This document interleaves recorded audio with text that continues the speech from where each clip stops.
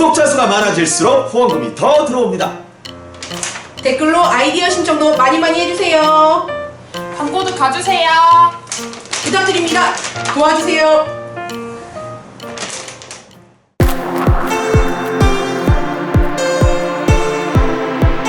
이주근의 국제정치입니다. 안녕하십니까? 예, 안녕하십니까? 네.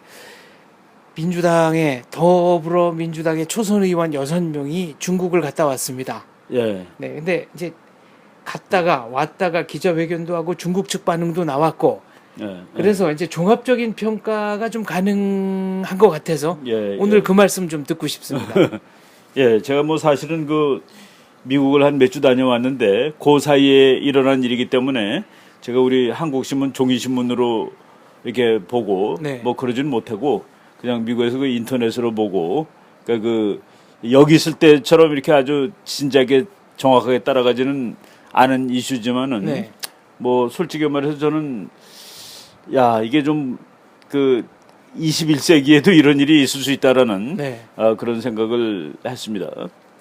사실 그 우리나라 사람 중에는 그 중국을 이렇게 중국에 대해서 뭐라고 그럴까 흠모한다는 건 좀 이상한데 숙모한다. 뭐 숙모하기도 하고 무서워하기도 하고 네. 아부하기도 하고 이러는 사람들이 좀 있다는 생각이 드는데 사실 옛날에 그 1919년에 3.1 운동할 때 네. 그 조선은 독립국이다라는 말에 반대한 사람도 있었답니다. 조선이 아, 무슨 네. 독립국이냐 중국에 미치지. 소중하지. 근데 소중하지. 그런 거하고 결부될 수는 없겠습니다만은 이번에 우리나라 그 국가안보에 관련된 그런 사건을 중국이 반대한다고 그래가지고 네.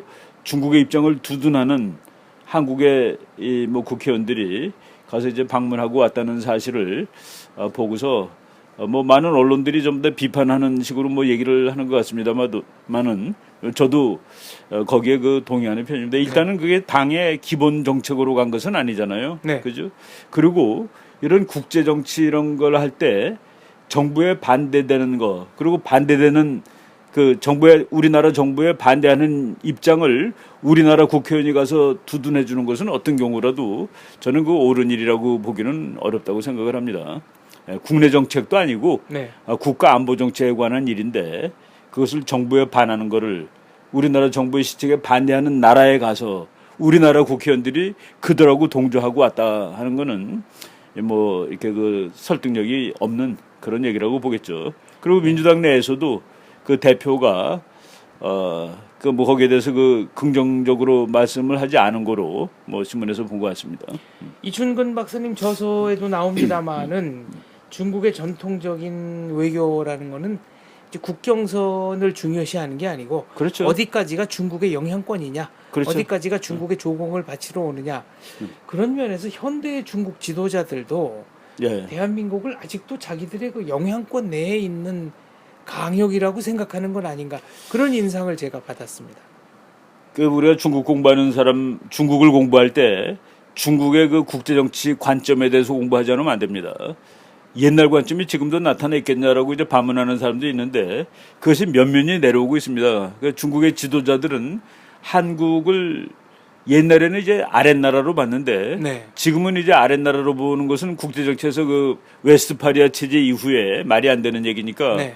그거와 사실은 같은 개념인데 베스트팔렌조야. 작은 네. 그러니까 작은 나라라고 얘기를 하죠. 네. 작은 나라. 자기는 큰 나라. 네.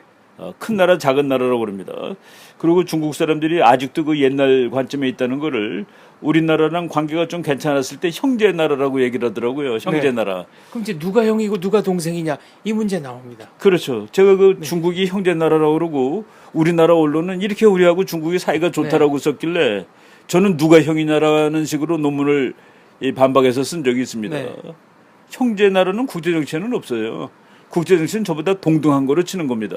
지금 방금 말씀하신 웨스트팔렌 조약 이후에는 네. 큰 나라 작은 나라도 다 거기 뭐 큰 나라 작은 나라가 있겠죠. 그렇지만은 모든 나라는 하나의 동등한 권리를 가지는 주권을 가지는 국가로 네. 이렇게 그 인정이 되는 거죠. 그래서 그 유엔 총회 가 보면은 미국도 한 표, 중국도 한 표, 뭐 인구 5만짜리 나라도 한 표 이렇게 되는 겁니다. 네. 바로 그것이 오늘날의 국제 정치인데 중국은 그 현대 국제 정치의 그 개념을 완전히 흡수한 것 같지 않고 그리고 중국 외교 정책 그리고 중국 지도자들이 하는 말, 중국 학자들이 하는 말 이렇게 보면은 그 옛날 중화 사상이 그대로 지금 이게 나와 네.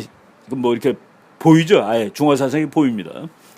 현대 정치가 중세 때와 다른 것은 현대 정치는 국가 간에 이제 외교 조약을 맺을 때 그렇죠. 국력의 차이가 엄연히 있더라도 겉보기에는 동등한 관계를 맺는 그렇죠. 것이고 그렇죠. 중세는 아예 그냥 우리한테 복속해라. 그렇죠. 네. 그러니까 상하 관계를 분명히 했다는 차이가 있다고 이제 말씀을 그렇죠. 언젠가 그 하셨습니다. 중세가 끝나고서 이제 근대가 되는데 네. 근대 근대 국제 체제는 국가와 국가가 동일하게 대우받는 것이 근대 국제 체제입니다. 이제 그게 서양이죠. 그 서양의 근대 국제 체제가 확립이 된 것이 1648년입니다. 네. 그 1648년이 그 무슨 해냐면은 1618년부터 30년 동안 종교 전쟁이라는 것이 있었습니다. 네. 근데 그 종교 전쟁이 있기 그 전 시대를 우리가 중세라고 얘기를 하는데 중세는 국가들이 다 똑같지 않았습니다. 교황이 제일 높았고 네. 그리고 그 밑에 이제 국가의 서열이 있었죠. 그런데 국가의 서열이 다 없어지고 모든 나라는 1대1이다 하는 네. 그 개념이 성립된 것이 1648년 그 웨스트파리아 조약, 베스트팔렌 조약 이후의 시대고 그때부터를 이제 근대로 치는데 이제 동양은 그때가 근대가 시작이 되지 않았습니다. 네. 동양은 아직도 조공, 책봉 체제죠. 우리나라 사람들이 이제 왕이 우리나라는 왕이고 중국은 황제입니다. 네. 왜? 거기가 더 높으니까 황제고 우리는 황제라고 감히 부를 수가 없죠. 중국보다 낮은 나라니까. 네. 그리고 우리나라는 중국에 가서 이제 조공을 하고 그 조공을 하는 대가로 우리나라 왕의 권위가 인정이 된 겁니다. 네.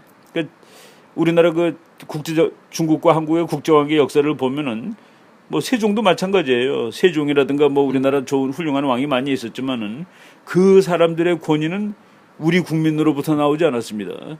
그 사람들의 정통성이나 권위는 중국 황제가 인정해 주는 거예요. 그래서 그걸 인정받기 위해서 우리가 조공을 바치는 겁니다. 조라는 것은 이제 중국의 궁정을 얘기하는 거예요. 네. 조에 우리가 공물을 들고 가서 절을 하고 그러면 중국은 약한 밑에 있는 나라가 와서 예의를 갖췄기 때문에 이제 오히려 더 많이 줍니다. 네. 그래서 어떤 사람들은 어떤 역사학자들은 그것은 조선과 중국의 무역 관계였다고 그랬는데 뭐 그렇게 볼 수도 물론 있어요. 들고 간 것보다 더 네. 많이 받아왔으니까. 그런데 들고 간 행위 자체는 우리가 복속되고 있다는 것을 중국 가서 이제 중국에 알리는 겁니다. 매년 가서 알리는 것이죠. 그러다 이제 알리는 것을 게을리하거나 뭐 곡물이 부족하거나 그럴 때는 이제 야단을 맞았죠. 네. 구사력으로도 야단 맞고 뭐 이런 식으로. 그래서 그런 관계가 이제 지속됐기 때문에 그 한스몽예수 교수 같은 사람은 아시아에는 국제관계가 없었다라고까지 얘기를 하죠. 근데 이제 아시아의 국제관계가 언제 생기냐면은 아편전쟁 때 생깁니다. 네. 아편전쟁 때 그 영국이 이제 중국 청나라를 이제 전쟁에서 이기죠.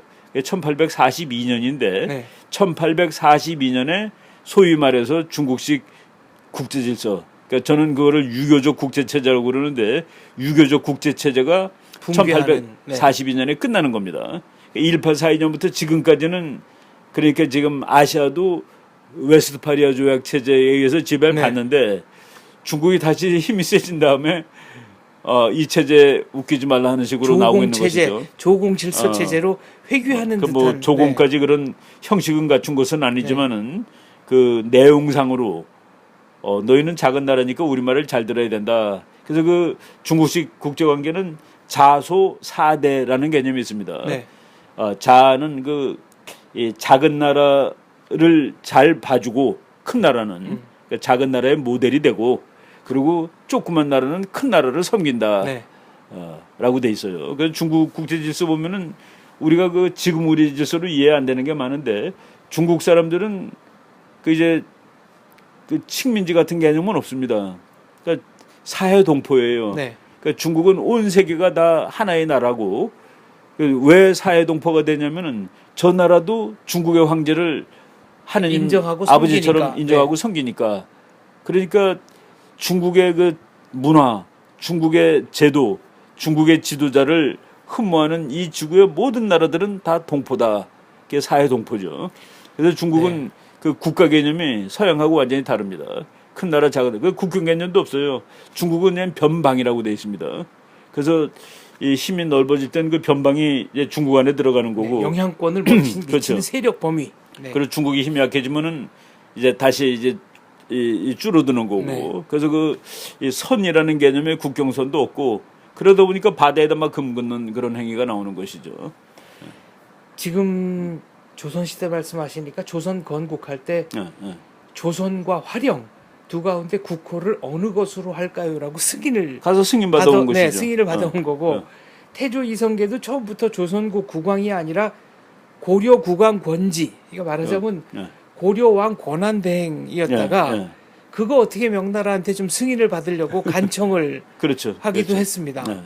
그리고 여기까지는 이제 역사적 사실인데 제가 기억하기로는 국가의 이 인장 옥새도 중국에서 만들어줬나 뭐 그는 좀 확인을 해봐야 될 것 같은데. 그건 정확히 네. 모르겠습니다만은 하여간 조선 때 그러면은 조선 사람들이 그 중국을 흠모하고 그런 거는 지금 개념으로 보면 이해가 안 되지만은 그때는 그 중국이 세계에서 모든 것에 제일 꼭대기였습니다. 네. 사실은 그러니까 중국 거가 그 유니버설한 거죠, 사실은. 그렇죠. 그래서 그거를 흠모하고 그런 거 이제 그 구시대에서 그럴 수도 있겠다라고 생각을 할 수 있습니다만은 그래도 이제 저희는 그거가 조선도 중국 밑에서 이렇게 사는 것이 결코 즐겁거나 그런 것은 아니었다라고 네. 알 수 있는 계기가 뭐냐면은 중국이 일본하고 전쟁에서 집니다. 네. 그게 바로 청일전쟁이라는 1895년에 전쟁에 졌죠. 그래가지고 전쟁에 지고서 그 일본 사람들은 서양 국제 질서를 빨리 받아들였기 때문에 네. 중국하고 조약을 맺습니다. 전쟁에 이긴 다음에 조약을 맺는 거예요. 그 동해에서는 뭐 전쟁에 이긴 다음에 조약 맺는 것이 그런 게 서양과 없었죠. 다릅니다. 네. 항복 조인식은 그렇죠. 있었습니다만. 그렇죠. 네. 그런데 조약을 맺으면서 거기 조약 1조, 시모노세키 조약이라는데 1조가 조선은 독립국이다라고 되어 네. 있습니다. 그러니까 일본이 조선을 독립시키기 위해서 전쟁을 한 것은 아니고 자기가 지배하기 위해서 중국으로부터 떼어내느라고 네. 조선은 독립국이다라고 이제 그 시모노세키 조약의 1항에다 놓는데 그거를 우리 왕조는 너무나도 기분이 좋아가지고 순진하게 순진하게 받아들이고 그러고서 대한제국을 선포하는 대한제국을 거죠. 선포해서 이제 그래서 황제가 되는 겁니다. 광무 황제가 됩니다. 그렇죠. 네. 그래서 우리나라도 역사상 황제가 2명이 있습니다. 광무 황제, 융희 황제. 그렇죠. 네. 그 고종순종. 고종순종이 황제인데 네. 그래서 그 사람들 무덤 가보세요. 세종대왕 무덤하고 고종 무덤하고 고종 무덤이 훨씬 그 격이 다르죠. 격이 다릅니다. 격이 다른 앞에 이제 그 쭉 비석들 세우고 뭐 동물들 만들어서 세우는데 네. 그 숫자가 훨씬 많습니다. 왜? 황제니까. 그러니까 그걸 보면은 우리나라도 야 정말 황제로 불리기를 원했는데 네. 중국의 힘에 깔려서 저러고 있었구나 하는 것을 우리가 알 수가 있죠. 그런데 그러고 나서 지금 이제 뭐 백수십 년 그 사이에는 우리가 일본의 식민지가 됐었고 그리고 이제 독립국으로 살았는데 지금 와서 다시 그 조공 책봉 시대의 한중 관계로 돌아갈 수는 없는 일입니다. 중국 언론의 반응은 어떻게 보셨습니까? 중국 언론의 반응도 뭐 시큰둥하지 않은 거로 나옵니다. 네, 그렇게 썩 그 뭐, 흔쾌하지 않은 걸로. 네. 그 뭐 와서 될 일이 없고 이것이 거꾸로 되돌릴 수 있는 일을 그 사람들이 한 것도 아니죠. 네. 그러니까 사드 배치를 가서 못하게 하겠다라고 약속해 준 것도 아니고 중국한테 중국 사람들이 그 뭐 6명의 국회의원이 그런 능력이 있다라고 보지도 아마 않았을 겁니다. 그렇다고 오겠다는 걸 말릴 수는 없으니까 그렇죠, 그냥 그렇죠. 네. 뭐 그 국내 정치에 개입한 거나 마찬가지인데 중국도 뭐 국내 정치 이간이나 마찬가지인데 그것이 오히려 중국한테는 뭐 좋은 효과를 얻었다고 볼 수는 없을 것 같습니다. 오히려 그렇습니까? 그렇죠. 어떤 점에서? 우리 국민들이 네. 오히려 그 분노하는 그러니까 우리 국민들이 갈라지기보다도 네. 그런 행위는 안 된다라는 생각을 더 많이 하게 만든 것이죠. 이번에 그럼 종합적으로 봐서 초선 의원 6명의 방중 네. 뭐라고 좀 코멘트를 하시겠습니까? 그러니까 그 국가안보 문제라든가 이런 것들을 우리 정부의 시책에 반대하는 나라 가서 호응하는 것은 네. 그는 그 애국적이지 못합니다. 애국적이지 못한 일이라고 보여지고 그리고 이제 이거는 우리가 이제 뭐 미국한테 의존하는 게 아니라 우리 네. 힘으로 하는 것이 제일 중요한데 그거는 자주적이지 못한 것이죠. 일단 그런 행동 자체가 네. 자주적이지 못한 겁니다. 우리가 그 뭐 그분들은 그러겠죠. 그러면 미국이 하는 걸 따라해야 되느냐 하는 식으로 비난을 할 수가 있겠지만은 그분들의 행동은 자주적이지도 못한 것으로 보인다는. 미국 아닌 다른 나라한테 의존하는 거니까. 결국 네. 결국은.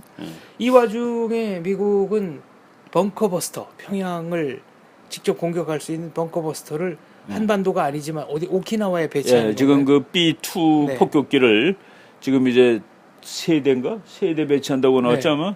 거기 그 미국 본토에 있는 그 비행기들인데 아예 그냥 왔다 가는 것이 아니라 디플로이를 시킨 겁니다. 그러니까 상시 전력화하겠다. 그러니까 갖다 놓은 거죠. 그러니까 그 미국 본토에 있던 미국 공군 폭격기를 태평양 함대에 이제 배속을 시킨 겁니다. 태평양 사령부에. 그래가지고 구암에 갖다 놨죠. 구암에. 근데 그 비행기는 속도도 무지하게 빠르고 네. 스텔스이기 때문에 뭐 중국이나 북한이 보기에는 상당히 그 골치 아픈 존재가 되겠죠. 그게 김정일에게 실질적인 위협이 될 것이다라고 군사 평론가들은 얘기를 하던데 어떤 점에서 그렇습니까? 실질적인 위협이라는 거는 기습이 가능하니까 네. 김정은이가 모르는 채 와서 폭격할 수 있는 비행기는 그 B2거든요. 아, 레이더에 탐지가 안 레이더에 되는 탐지 안 거군요. 되니까. 그거는 뭐 정말로 그 난감한 거죠. 보이지도 않는 거니까. 네. 그리고 B2는 핵폭탄을 16발 실을 수 있습니다. 한 네. 대가. 뭐 그 세 대가 48발 실으면은 뭐 이거는 도무지 상상이 안 가는 그런 파괴력이 되는 것이죠. 북한뿐이 아니라 중국 견제용이라는 측면이 더 많겠죠.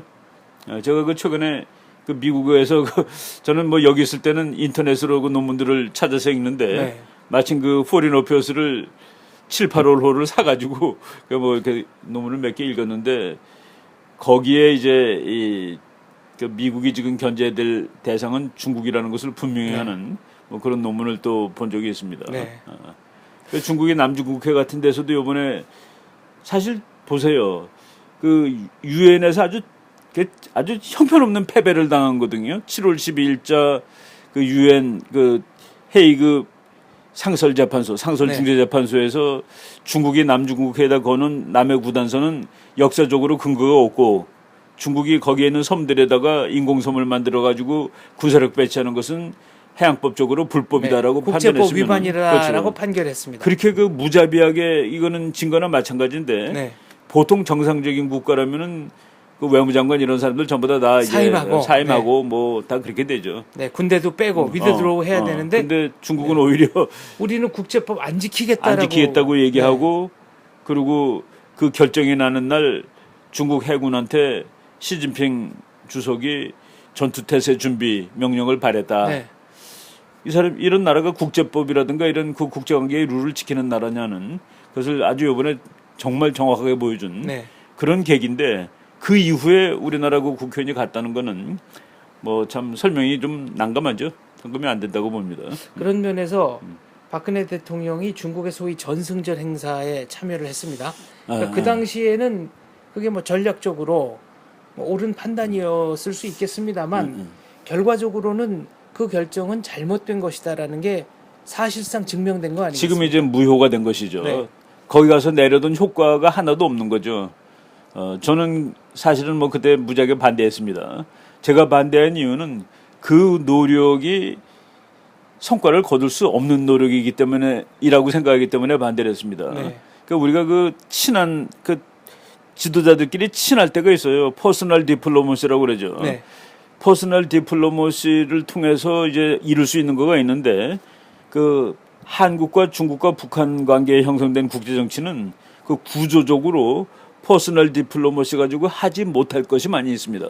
그러니까 과거에 로널드 레이건과 나카소네 일본 수상의 그 론야스 프렌드십 그렇죠.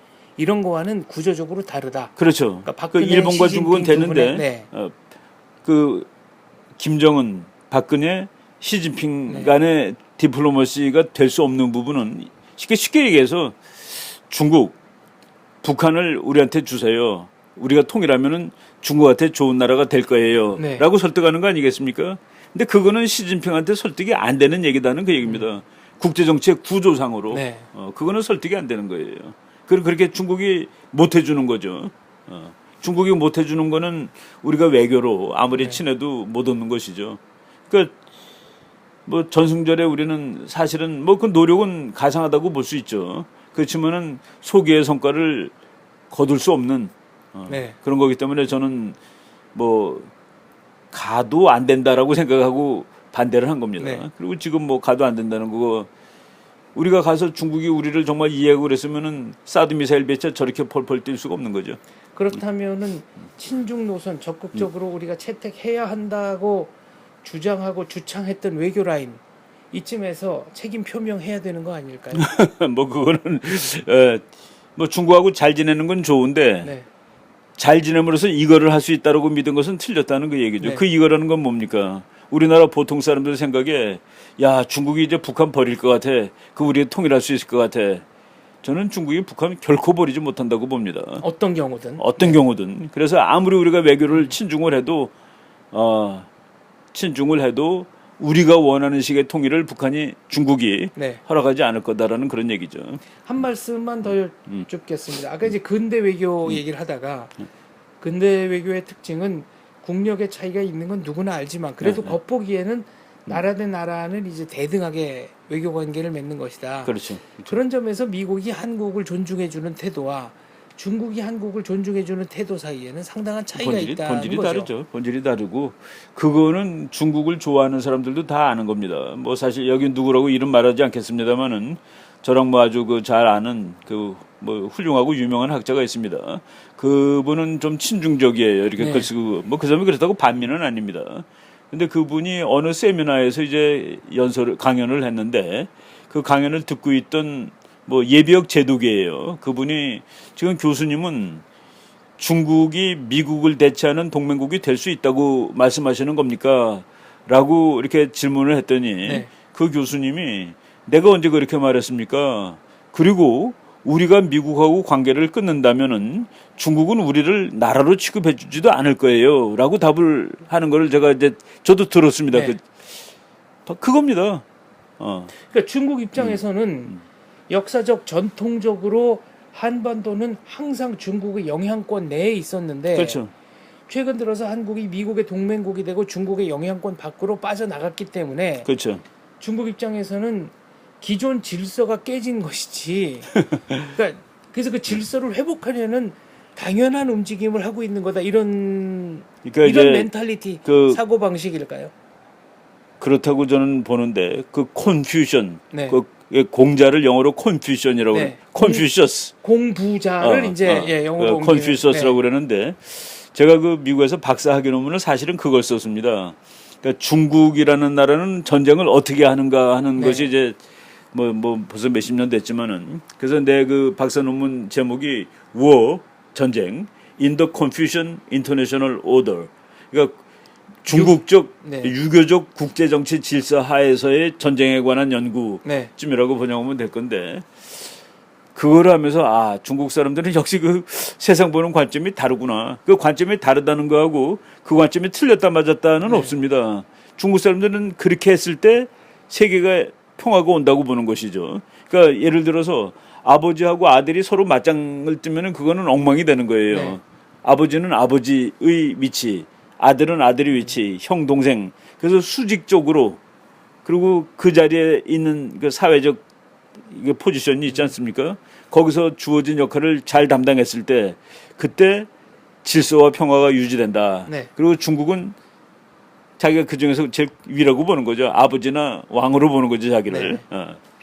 그러니까 중국 외교관들이나 중국 정치 수뇌부가 생각하는 국제 질서, 동아시아의 국제 질서라는 것은 중국이 정점이 있고 한국이 일종의 중국의 영향권 안에 있는 속방인 경우다. 이런 말씀이시네요. 이제 중국이 이제 아직 자기가 그 옛날의 그 명예를 찾을 수 있는 상황은 아닙니다. 네. 그런데 지금 미국이라는 세력이 완전히 그 중국 옆을 다 포위하고 있는데 네. 거기서 한국을 떼어내는 작업을 하는 중입니다. 떼어내는 작업을 하는 것이죠. 그러니까 뭐 한국, 월남, 뭐 그 밑에 있는 나라들 떼어내면은 그 옛날에 있던 그 중국적 질서를 이제 다시 복원시킬 수 있는 거죠. 네. 중국이 아시아에서라도 일단 자기의 우월한 지위를 차지하기 위해서 그 작업을 하는데 거기에 한국이 첫 번째로 들어갔다라고 저는 보고 있습니다. 네. 오히려 지금 다른 나라들 모두는 미국하고 관계를 더 강화시키고 있는 던복하게 편이거든요. 하려고. 네. 근데 이제 우리나라는 뭐 그렇지 않다라고 얘기할 수는 없습니다만은 하여간 한국은 누가 봤을 때 야 저기는 미국보다는 중국하고 더 잘 지내는 것 같아라는 의혹을 받을 수 있는 행동들을 많이 했거든요. 우리나라 정부라든가 최근에, 뭐 언론이든지 학자든지 그런 걸 보면은 제가 뭐 노골적으로 이렇게 쓴 적도 있습니다. 그 미국이 전부 동맹관계를 유지하고 있는데 그 중에 한미 동맹이 제일 약하다고 중국이 보고 그거를 끊는 작업을 하고 있다라고 이제 쓴 것이죠. 근데 그것이 끊어졌을 때 우리가 지금까지 요 몇십 년 동안 유지하던 당당함을 유지하고 살 수 있을까? 저는 중국한테는 우리가 미국한테 대해서 하는 당당함을 그 미국이라는 고리가 끊어졌을 때 중국한테도 당당할 수 없다라고 봅니다. 왜냐하면은 즉각 보복이라든가 응징 처벌이 들어올 테니까 무력 사용도 불사하는 음식이 들어오겠죠. 그렇죠. 그게 중국식. 그렇죠. 그러니까 미국식하고 다른 거죠. 알겠습니다. 지금까지 이춘근 박사님과 더불어민주당 초선 의원 6명의 방중 그리고 그에 연관된 중국의 반응 두루두루 한번 국제 정치학적 맥락에서 짚어봤습니다. 감사합니다.